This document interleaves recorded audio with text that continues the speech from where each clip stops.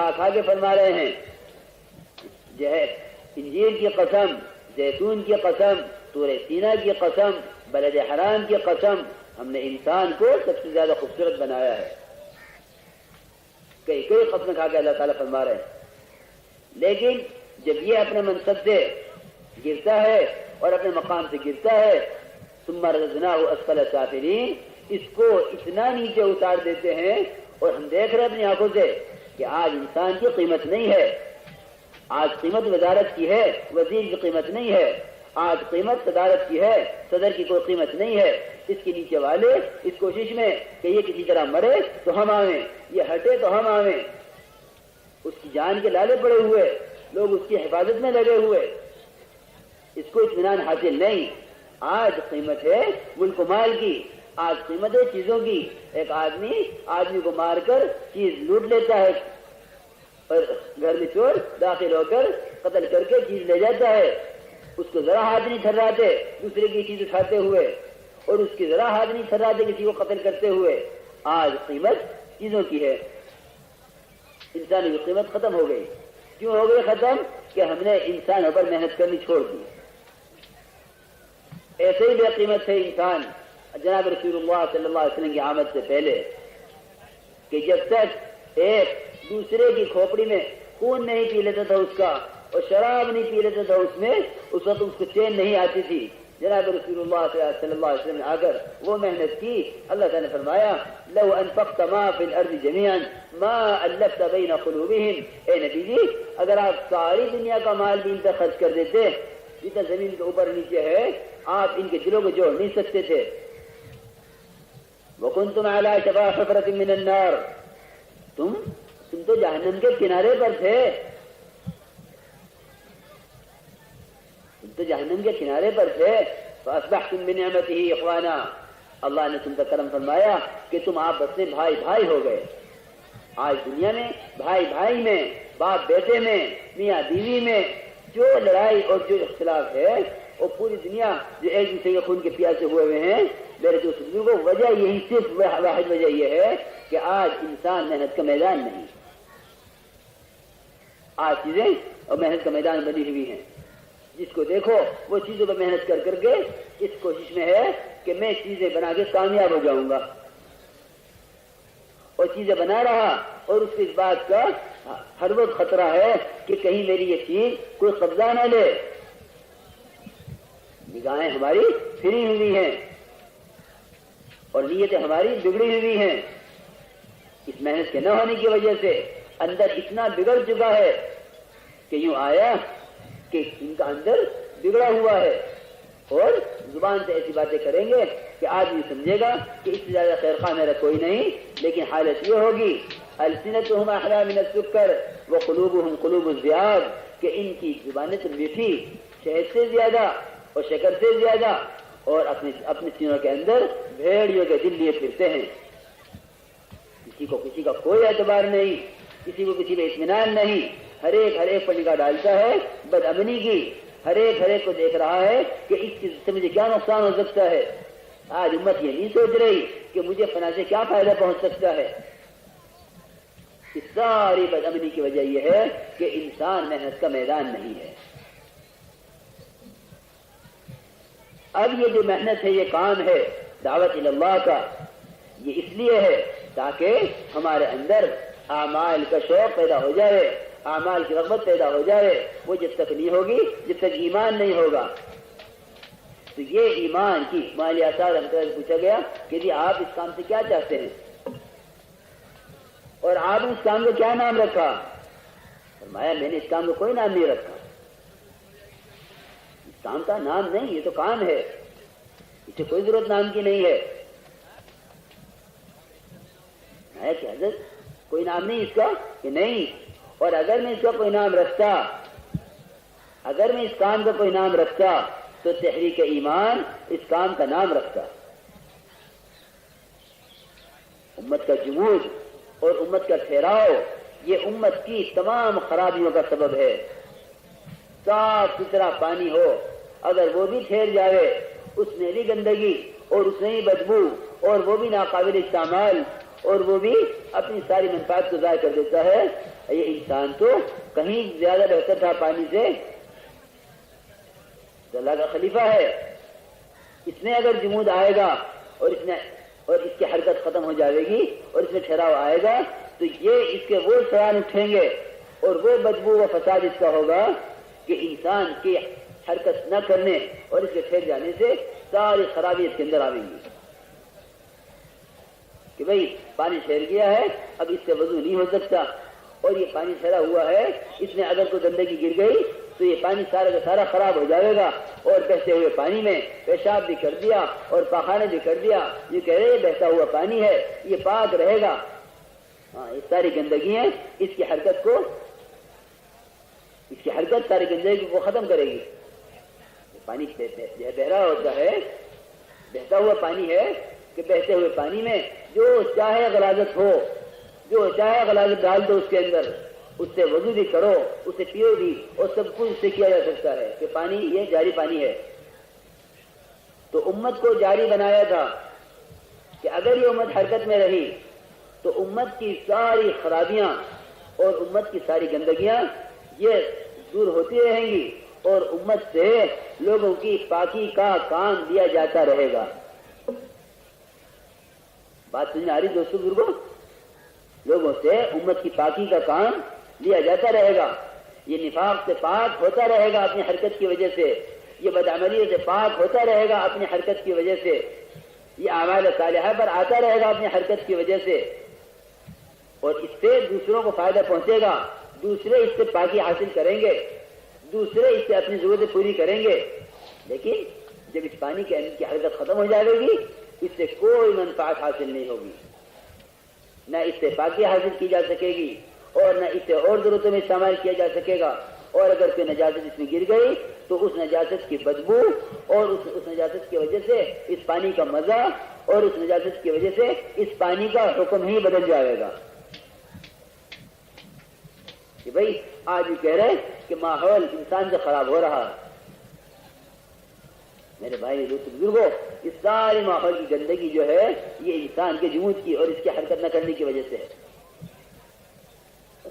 تو اب جناب رسول اللہ صلی اللہ علیہ وسلم نے 2 کام کیے ہیں, یاد رکھو اچھی طرح, اپنی محنت میں 2 کام کیے ہیں. ایک دین سکھلایا اور دین کی محنت سکھلائی. آپ نے ایک کام نہیں کیا, کسی دین سکھلا دیا ہو کہ نماز پڑھتے رہی ہو اور زکوٰۃ دیتے رہی ہو اور حج کرتے رہی ہو, اس میں کوئی شک نہیں. آپ نے یہ کام کرائے ہیں اور کیے ہیں اور اس کا حکم دیا ہے, اور 100% امت ایمان کی وجہ سے اس پر آ گئی تھی کہ زکوٰۃ اس پر فرض ہے. وہ تو میرے دوست بزرگوں کہاں تک صحابہ کرام پہنچ گئے کہ ایک صحابی آ کے تو یوں شکایت کر رہے دوسرے کی, اے اللہ کے رسول صلی اللہ علیہ وسلم یہ بنا آدمی صدقہ نہیں کرتا. آپ نے بلا کے پوچھا فلانے تم صدقہ نہیں کرتے؟ جی میں تو کرتا ہوں. کہ تم زکوٰۃ نہیں دیتے؟ کہ ہاں جی دیتا ہوں زکوٰۃ. اور یہ تو کہہ رہے کہ تم زکوٰۃ نہیں دیتے, یہ تمہاری شکایت کر رہے. ان سے پوچھا کیوں بھائی؟ عجیب وہ زکوٰۃ تو دیتا ہے, میں تو یہ کہہ رہا ہے کہ نفلی صدقات نہیں کرتا. پھر شکایت کی کہ یہ نماز نہیں پڑھتا ہے. کہ بھائی تم نماز نہیں پڑھتے؟ جی نماز تو پڑھتا ہوں میں تو یوں کہہ رہا ہوں کہ نفلی نمازیں نہیں پڑھتا. آپ نے یہ اعمال صحابہ کرام کو اس طرح دیے تھے کہ فرائض تو چھوٹنا بہت دور کی بات ہے, وہاں تو لوگ نوافل کے چھوٹنے پر شکایت کر رہے تھے کہ یہ نفلی صدقہ نہیں کرتا اور یہ نفل نماز نہیں پڑھتا اور یہ نفلی روزے نہیں رکھتا.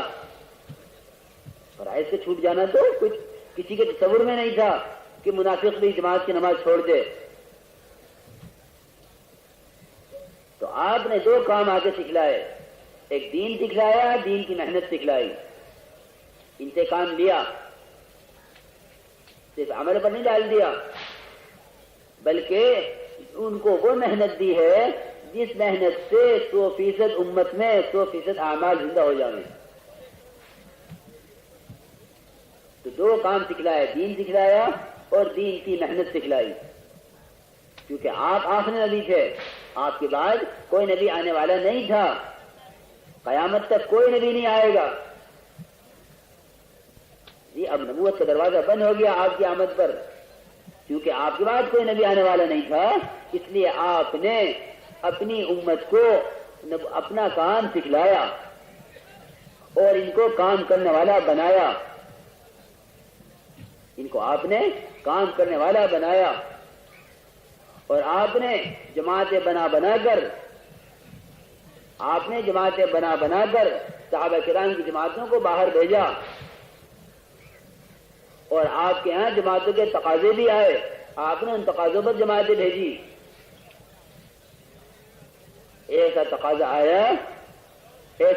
آیا کہ ایک علاقے والوں نے یہ کہا، نجران والوں نے، اہل نجران نے یہ کہا ہمارے ہاں جماعت بھیجیں جو ہمیں دین سکھلاوے.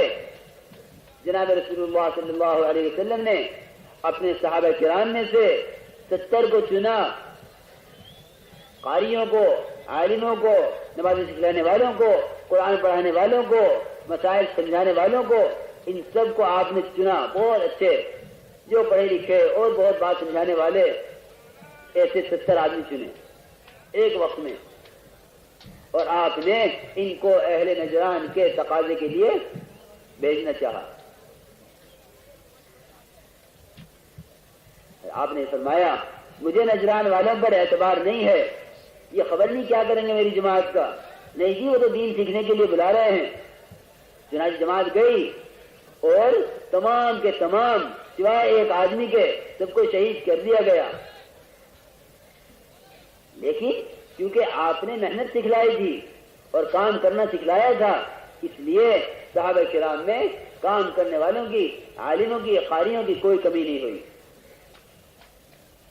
اگر آج کوئی ایک مسجد کا امام نہیں تو اس میں نماز نہیں، آج اگر ایک مدرسے مدرس نہیں اس میں سبق نہیں.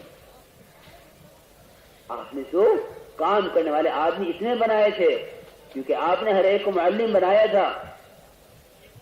آپ نے ہر ایک کو معلم بنایا تھا، سکھلانے والا، جس کی وجہ سے صحابہ کرام کے اندر دوسروں کو سکھلانے کا اور دوسروں تک بات پہنچانے کا اتنا جذبہ تھا اور یقین اور اتنی فکر تھی کہ کام کرنے والے مزید بن رہے تھے.